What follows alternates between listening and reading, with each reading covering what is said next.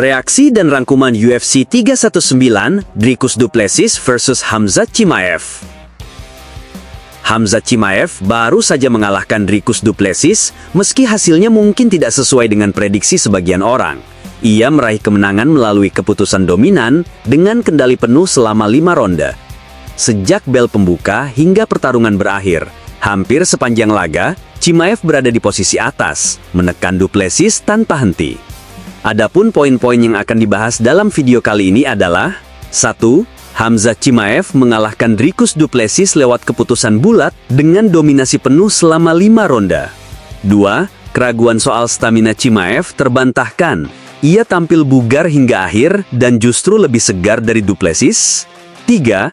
Kelemahan utama Du Plessis adalah tidak mampu menghentikan takedown dan tidak melakukan penyesuaian strategi.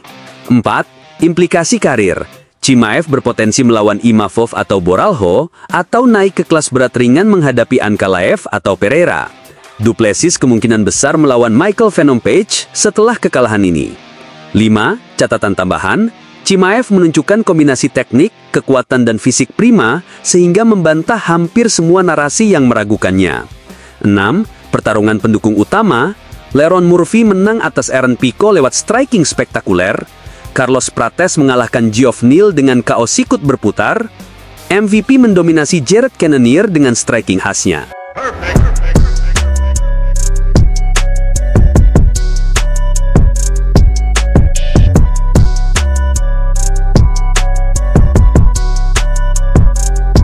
Berhasil melakukan takedown dan mengendalikan Du Plessis di tengah oktagon.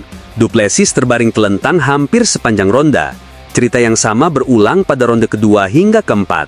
Baru pada ronde kelima, menjelang akhir, Du Plessis memperoleh sedikit momentum. Wasit Mark Goddard sempat memisahkan mereka, dan Du Plessis berhasil mendaratkan pukulan signifikan yang menjatuhkan Chimaev, bahkan sempat naik ke atasnya. Namun momen itu tidak banyak berpengaruh karena terjadi hanya dalam 30 detik terakhir. Secara keseluruhan, Chimaev tetap mendominasi sepanjang pertarungan.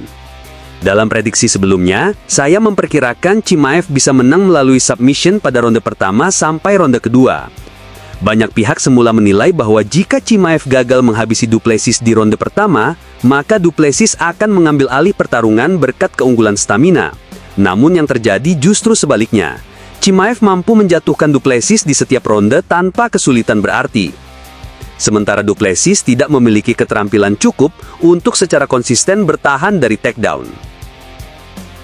Chimaev membungkam narasi negatif terkait daya tahan fisiknya. Ia terlihat bugar sepanjang 5 ronde, bahkan tampak lebih segar dibanding Du Plessis. Hal ini disebabkan oleh penguasaan teknis yang lebih matang, sehingga ia tidak perlu menghadapi perlawanan berarti. Du Plessis memang bertahan hingga akhir, namun Chimaev tetap berada di posisi dominan tanpa menunjukkan tanda-tanda kelelahan yang berarti.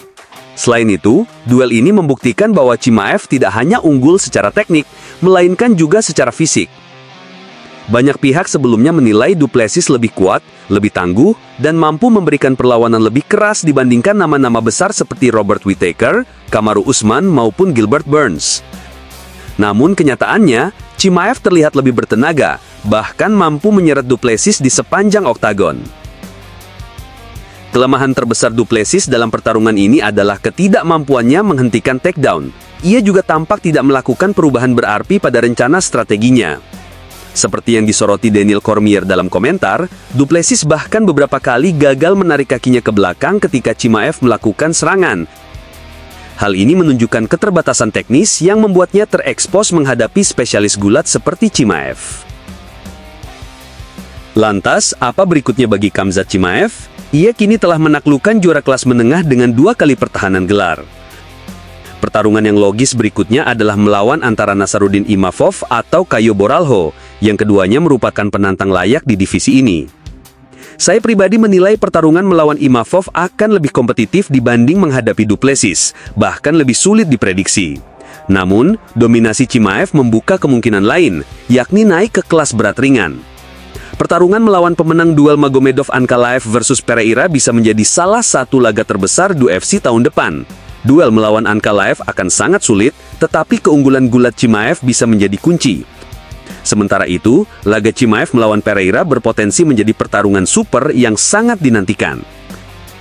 Meski dikritik karena frekuensi bertandingnya yang rendah, Chimaev menyatakan keinginannya untuk lebih aktif di masa depan. Dengan popularitas yang kini melampaui Du Plessis, ia memiliki banyak opsi menarik baik di kelas menengah maupun di kelas berat ringan. Adapun bagi Du Plessis, kekalahan telak ini menutup peluangnya untuk langsung kembali ke perebutan gelar. Pertarungan ulang melawan Chimaev jelas tidak akan terjadi dalam waktu dekat. Opsi realistis baginya adalah menghadapi lawan seperti Michael Venom Page yang baru saja meraih kemenangan dan kemungkinan menempati peringkat 9 setelah mengalahkan Jared Cannonier. Duel antara keduanya akan menarik karena sama-sama memiliki gaya yang tidak ortodoks, meskipun tidak lagi terkait dengan perebutan gelar. Secara keseluruhan, meski terkesan anti klimaks, Chimaev menampilkan performa luar biasa dan berhasil membantah hampir semua narasi yang meragukannya. Ia mampu bertarung selama 5 ronde penuh, menunjukkan kondisi fisik prima, serta mendominasi dengan teknik dan kekuatan. Ini merupakan penampilan yang sangat meyakinkan dari seorang juara baru. Banyak yang bertanya-tanya apa yang akan terjadi apabila Chimaev tidak menang dengan keputusan mutlak. Namun pada akhirnya, dominasi grappling yang diperlihatkan Chimaev menjadi sorotan utama. Meskipun sebagian pihak menilai pertarungan ini membosankan di penghujung laga, saya menilai ronde kelima masih cukup menghibur. Sejak ronde pertama, jantung saya berdebar kencang. Akan tetapi, pertarungan ini tidak hanya soal hiburan semata. Du Plessis jelas berada dalam posisi tertekan akibat dominasi gulat. Jalannya pertarungan. Pada ronde pertama, Chimaev melakukan takedown hanya dalam waktu kurang dari 30 detik. Du Plessis sempat mengancam dengan guillotine choke sebanyak 2 kali, namun akhirnya berada di posisi bawah, side control.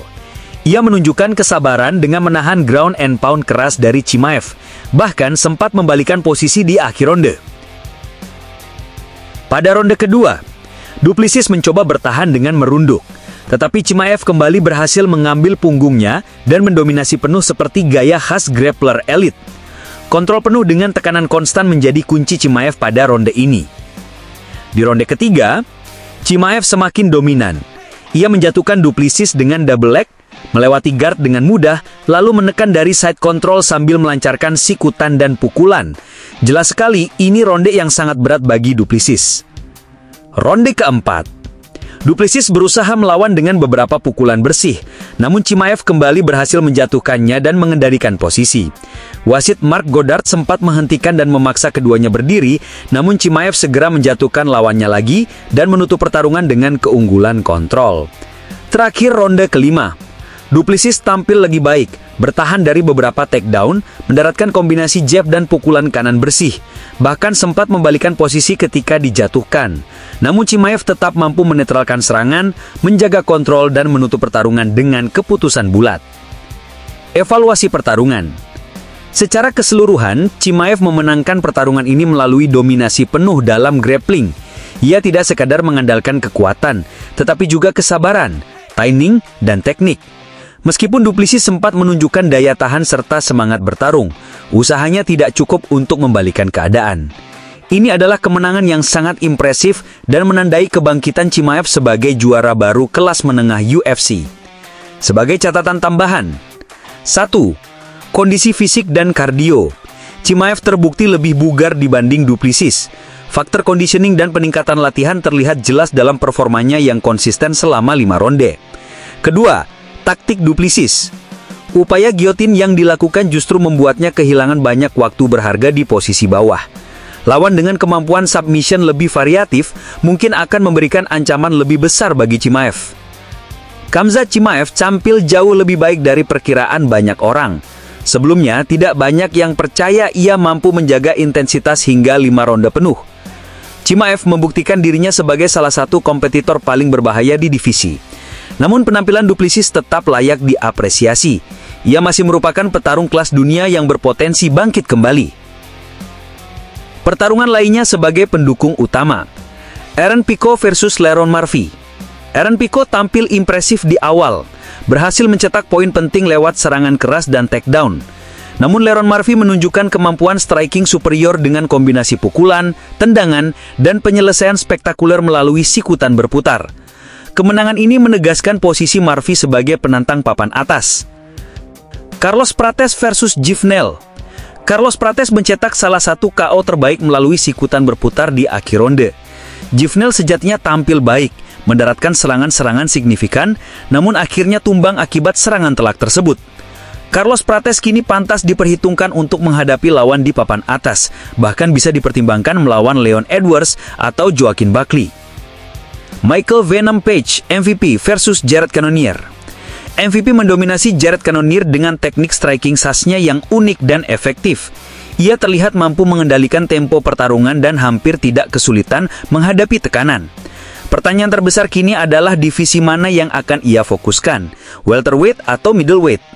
Lawan potensial yang masuk akal di antaranya Robert Whittaker atau Kamaru Usman. Terima kasih sudah menonton hingga akhir video, mari kita berdiskusi di kolom komentar.